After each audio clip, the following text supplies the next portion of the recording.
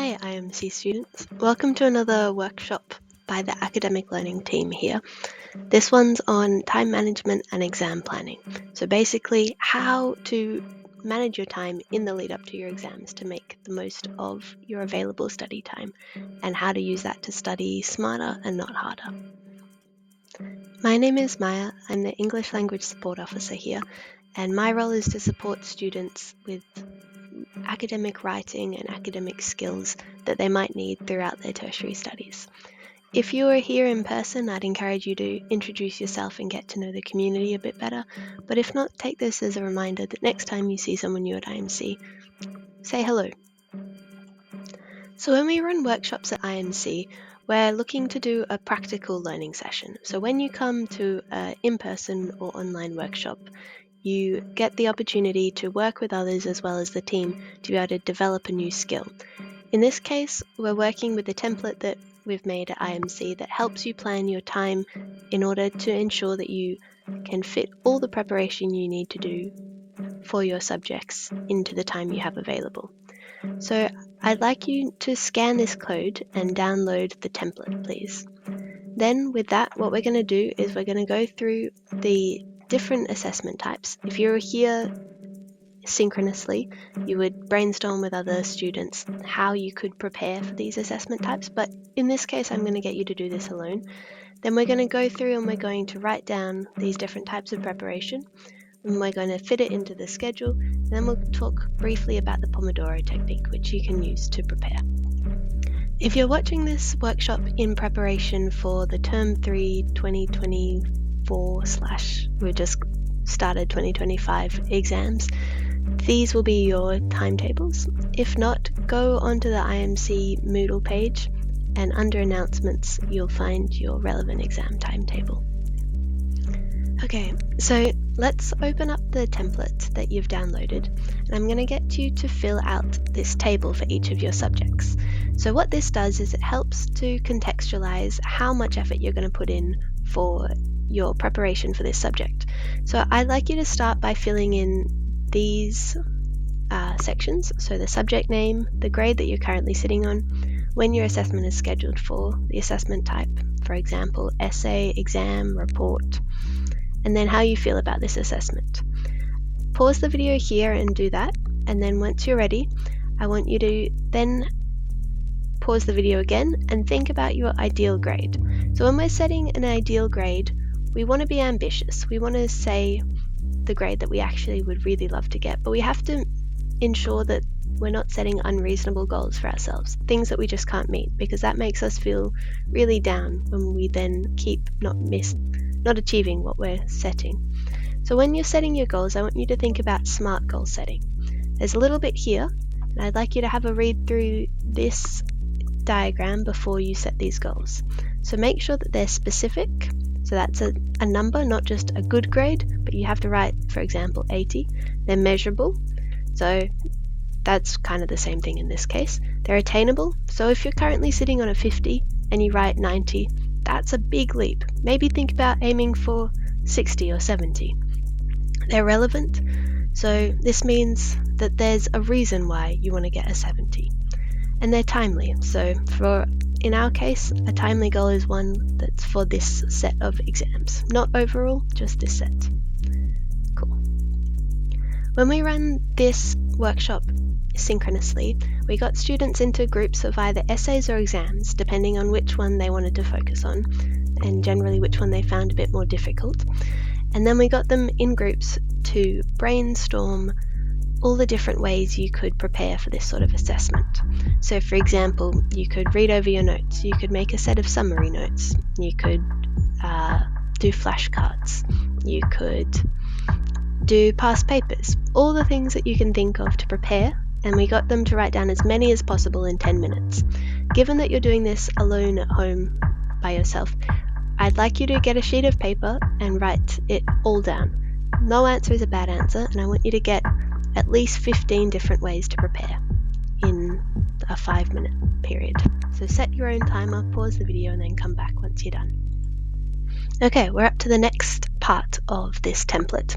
So this is where we go to that brainstormed list of preparation, and then we decide which ones are relevant for this particular assessment. So this is the blue one, so it's going to relate to subject 1, and I want you to write down which of those steps to prepare that you think you need to take. So write them all down here, and then write how much time they will take next to it. You can also write if you need to do it like once a week or every day. That can be in the time section as well. Pause the video and do this for each of your subjects.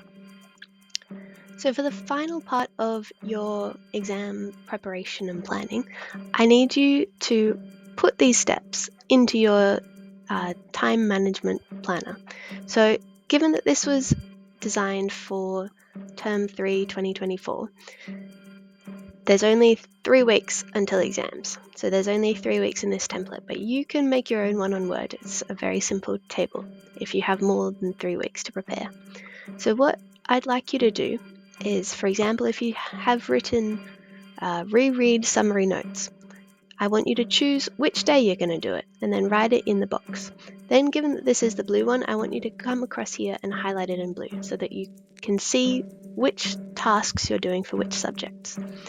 I want you to pause this and do it for each of your upcoming assessments. So that then when you're finished, what you have left here is a schedule with 4 different colours, and you have enough preparation for each of your assessments.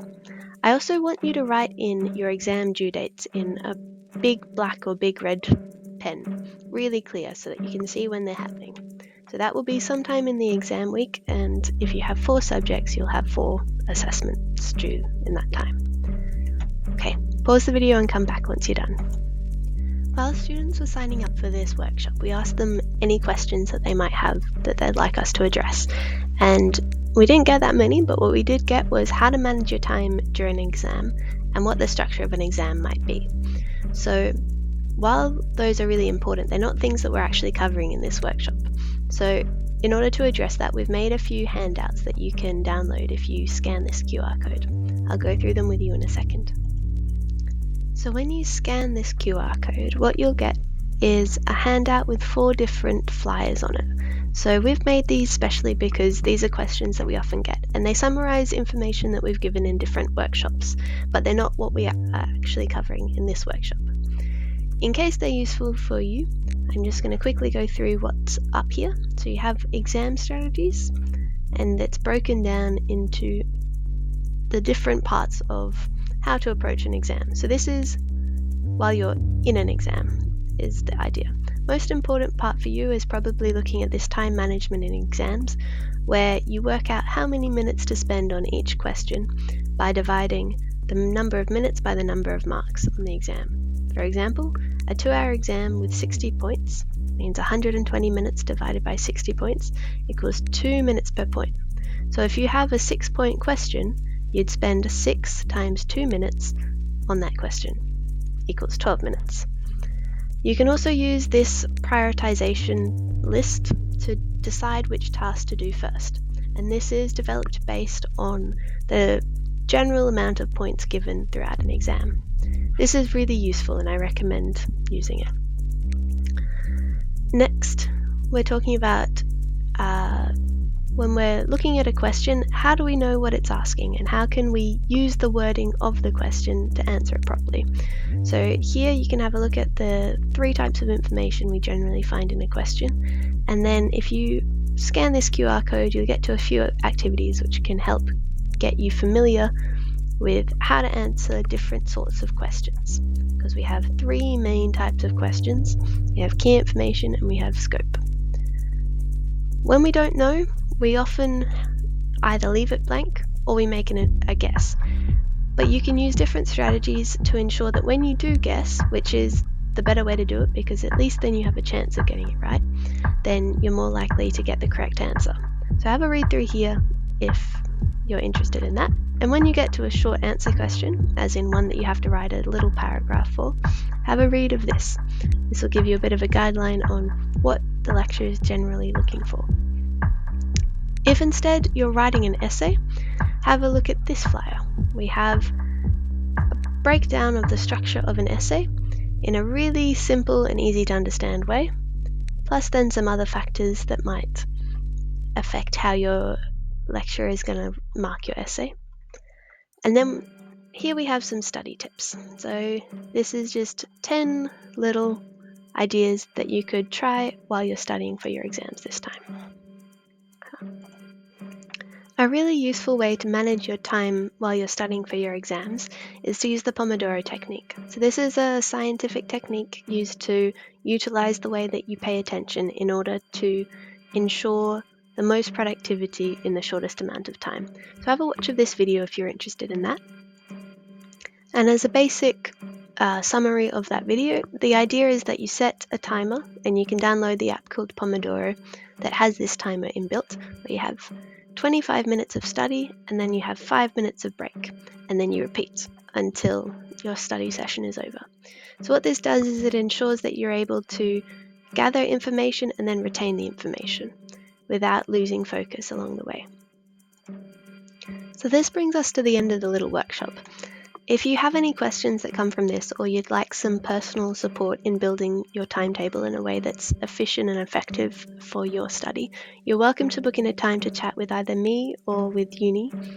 If you'd like to chat online, scan the QR code under Sydney. And if you'd like to chat in person in Perth, scan the one under Perth. We'd love to chat to you and help you get the best marks you can this semester. Good luck for your exams.